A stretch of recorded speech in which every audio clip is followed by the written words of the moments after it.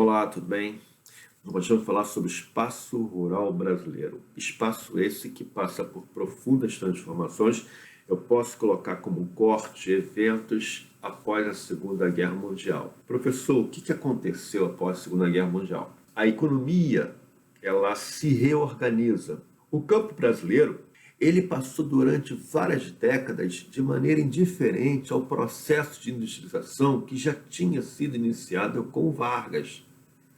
Mas quando a Segunda Guerra Mundial acaba, o campo não poderia mais ficar indiferente porque nós temos a reorganização da economia mundial. E a partir daí ele passa a ter novas funções em relação àquela função básica que ele sempre teve, que foi de produzir alimentos para a própria população.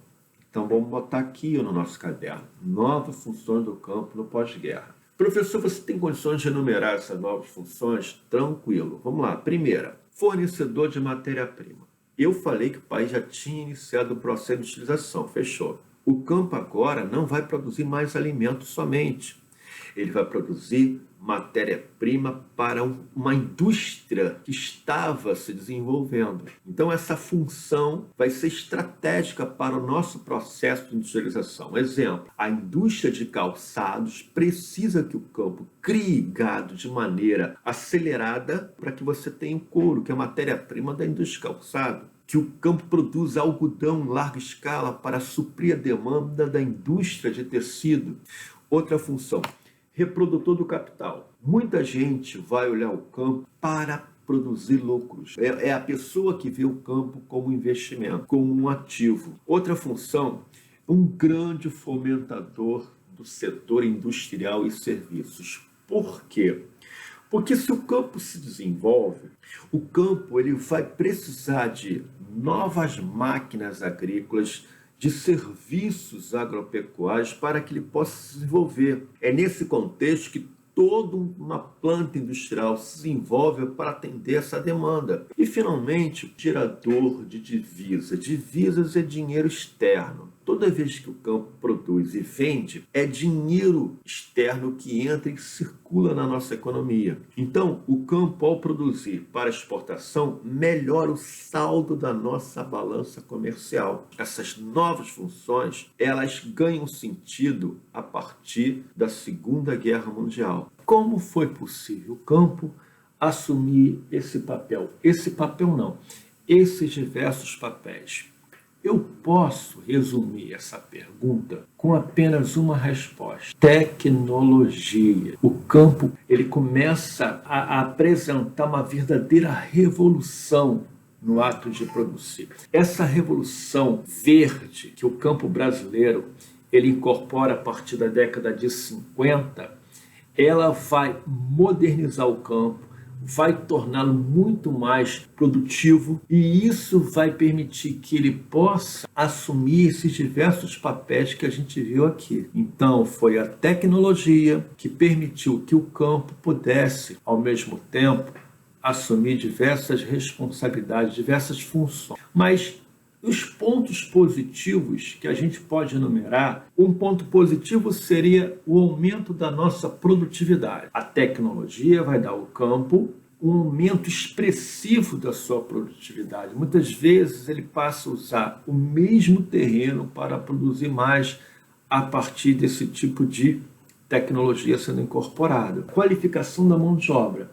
Esse campo moderno, eficiente, produtivo, não vai empregar qualquer profissional. Então ele vai exigir por parte do trabalhador rural uma melhora na educação para que ele possa efetivamente ser utilizado como mão de obra. Isso vai realmente impactar muito na qualificação da mão de obra rural. Outro, desenvolvimento econômico. O setor primário, ele é uma das molas, um dos motores da nossa economia. E é claro, você vai ter o desenvolvimento tecnológico. Você vai ver que o campo, ao se desenvolver, principalmente a partir desse rapaz aqui, os transgênicos, vai impactar muito na ciência brasileira. Uma ciência, um ramo da ciência se desenvolve devido às necessidades do campo se tornar mais produtivo, mais eficiente. Então a biotecnologia é uma das grandes áreas desse campo mais produtivo. A parte ruim do campo se tornar mais produtivo. Quais seriam os pontos negativos que você pode enumerar? Eu vou chamar de erosão genética. Preste atenção nessa expressão. Erosão genética seria a perda da biodiversidade. Veja o caso da soja. A soja, quando entra no centro-oeste, ela toma lugar da savana brasileira, do cerrado. Então você tem toda uma biodiversidade que vai dar lugar a apenas um vegetal. Há uma perda significativa da biodiversidade, sim. Nós chamamos de erosão genética. Outro ponto negativo seria a contaminação de solos e aquíferos. Lembra aqui que você está usando muito herbicida, muito pesticida. Esses produtos, tanto o adubo como o herbicida, eles podem ajudar o desenvolvimento vegetal, matando a praga, alimentando o vegetal, mas se constituem venenos. Você vai ter envenenamento, tanto do solo como dos rios. Você vai ter também o êxodo rural, que é filho dessas transformações. Por quê? Quando eu falo que é uma qualificação da mão de obra, eu estou falando que nem todos vão conseguir efetivamente o trabalho.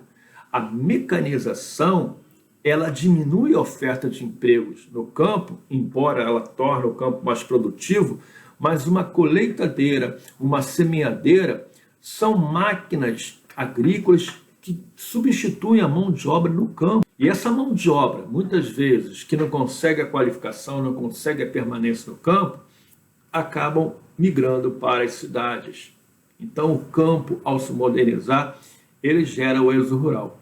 E, finalmente, o campo ele amplia um dos grandes problemas que nós temos no país, que seria a concentração de terra. Por quê? Porque o campo capitaliza algumas fazendas, capitaliza o produtor. Ao capitalizar o produtor, ele se encontra em condições de adquirir mais terras. Então, a partir de uma espécie de fagocitose rural, você está assistindo uma concentração de terras mediante a capitalização, ao enriquecimento de uma minoria de grandes fazendeiros. Eu tenho os pontos positivos e os pontos negativos ligados ao agribusiness, ao agronegócio brasileiro. É um tema todo amarradinho, de fácil compreensão. Mais uma vez, a gente vai colocar aqui o nosso endereço e a gente vai fazer uma série de questionamentos sobre tudo que a gente aprendeu até agora. Eu vou deixar um abraço. Até lá!